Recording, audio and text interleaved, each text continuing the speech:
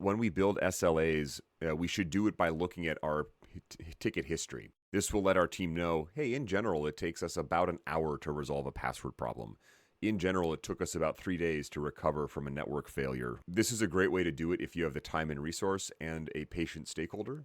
So if you have tickets available, you should always reassess your SLAs over time and then just ask the team, hey, it seems to be taking us more or less time with these types of tickets. If you're starting from scratch, though, you might have to sit down and chat with the team and estimate and kind of just make something up as a starting point and then see how that fits with reality. Don't be afraid to go to your team or your manager or whoever to talk about SLAs if you notice you're missing them a lot, if you notice you're super fast.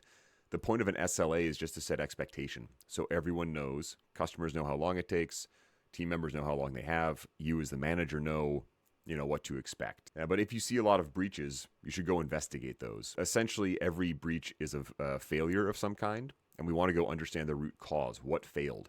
Maybe it's a bad SLA, but maybe we couldn't work fast enough.